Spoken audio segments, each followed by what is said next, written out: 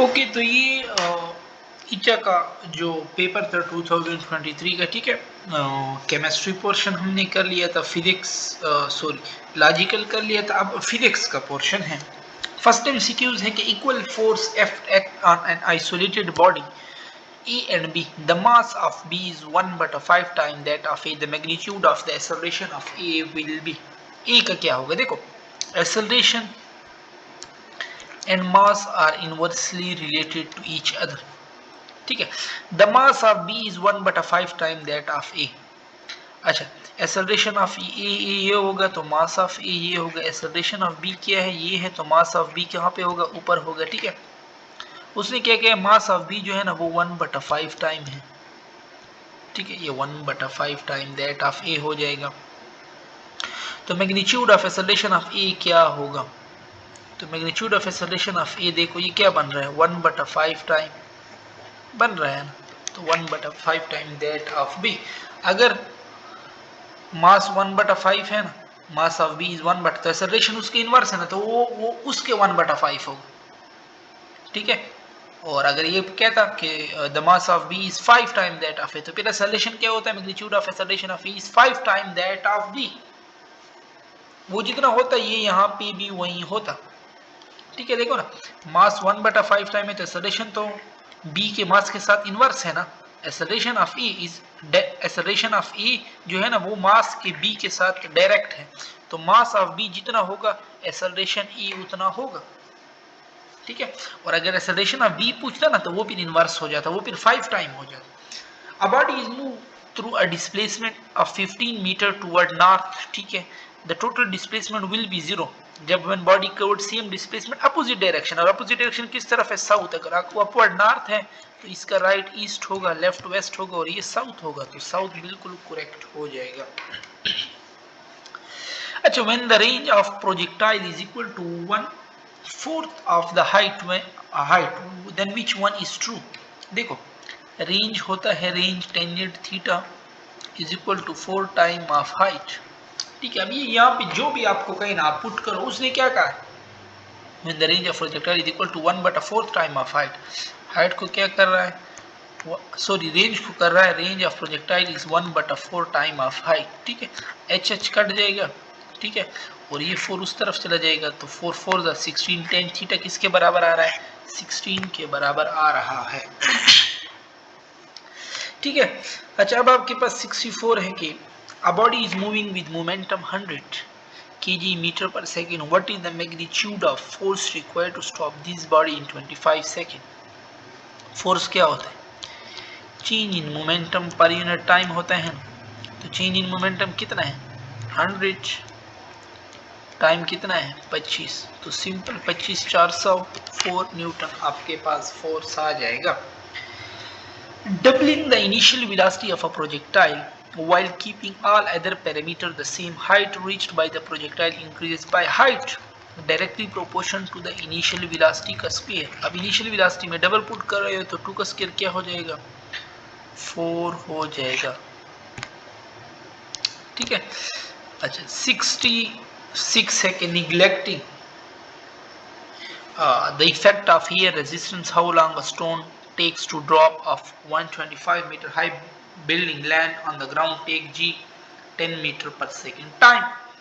और height direct होते हैं ना। अब देखो टाइम क्या कह रहा है, निकल रही है हाउ लॉन्ग स्टोन ड्रॉप कर रहा है। हॉरिजॉन्टल प्रोजेक्टाइल के लिए हम टी क्या कर लेते हैं, 2h/g लेते हैं। ठीक है, 2h कितना 125 और नीचे g 10, 125 दोनों 250 होगा, 0 0 कट जाएगा। ठीक है, तो सिर्फ 25 बच जाएगा। 25 का स्क्वायर रूट क्या होता है? 5 सेकेंड होता है। ठीक है, weight of a body is 120 newton and it is lifted to height 10 metre. Work done height में पोटेंशियल एनर्जी होती है, और पोटेंशियल एनर्जी का फार्मूला है mgh।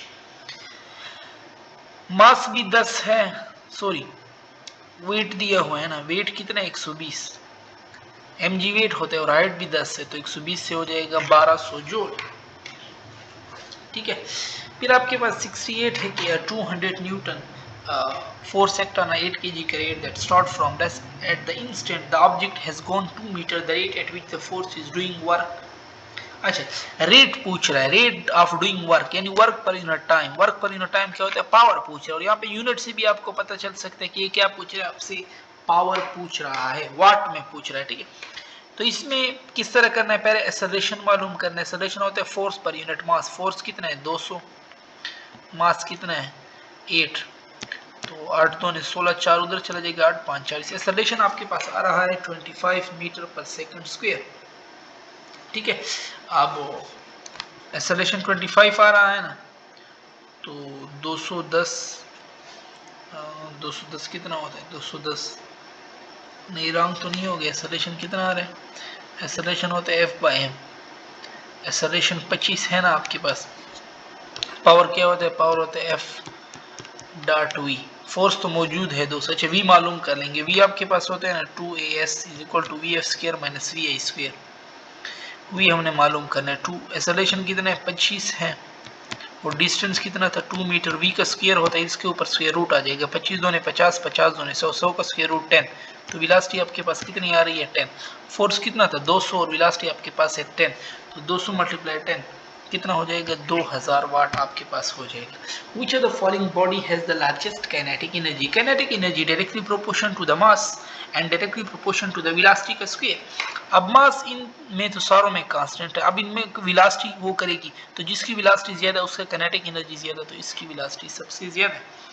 अब देखो यहाँ पे भी वेलोसिटी ज्यादा है, तो ये तो वेलोसिटी पे स्क्वायर होता है 4 का स्क्वायर 16, और m तो वही 1 है, तो 16 1 16, बट ये c देख लो 3 का स्क्वायर 9 और 9 3 27, तो इसमें काइनेटिक एनर्जी 27 टाइम बढ़ रही है, ठीक है।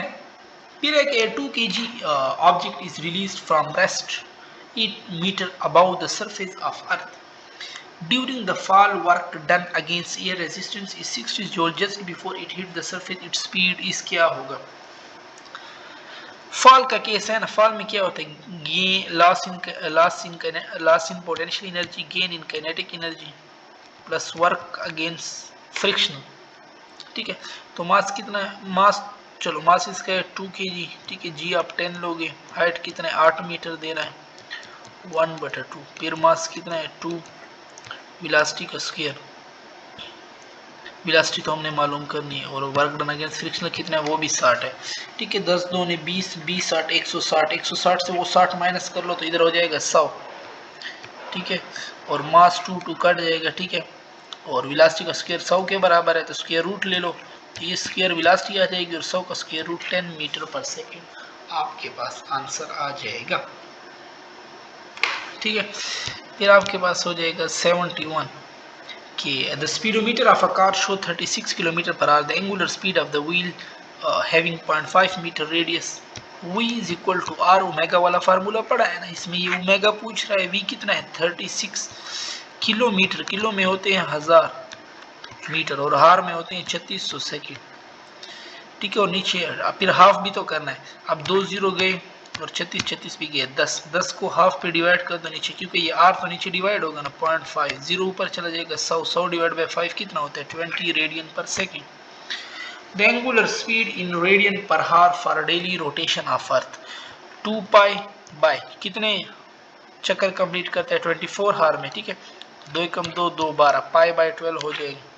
A flywheel rotate at a constant speed of 600 revolution per minute. The angle described by the shaft in radian in 1 second. कितना है? 600। रेवोल्यूशन क्या होते हैं? 2 पाई पर मिनट। मिनट कितना है? 60। 0 0 गया, 6 कम 6 और 10, 10 2 ने 20, 20 पाई आपके पास हो जाएगी, ठीक है। Angular speed of the second hand of a watch. Again ये सारे एक जैसे क्वेश्चन। 2 पाई सेकंड कितने में चक्कर कंप्लीट करता है? 60 में सेकंड में, ठीक है। 2 कम 2 2 30 सेकंड, तो पाई बाय 30 हो जाएगा। और 75 एक stretch string vibrate with frequency f when tension in the string is t. For what value of tension the frequency of the same string is double? देखो velocity is equal to F lambda, और velocity होता है tension के direct relative with square root. अब वो कह रहा है कि नहीं, मैं इस वेलोसिटी या फ्रीक्वेंसी को डबल करना चाहता हूँ, तो कब होगा? जब यहाँ पे आप 4 पुट करो, 4 का स्क्वायर रूट इधर पे 2 हो जाएगा, ठीक है। तो क्या पुट करना है? टेंशन की जगह आपको यहाँ पे 4 पुट करना है, ओके। यहाँ पे हम अपनी वीडियो ख़त्म करते हैं। इससे जो नेक्स्ट MCQs है ना, वो फिर हम अपने नेक्स्ट पार्ट में करें।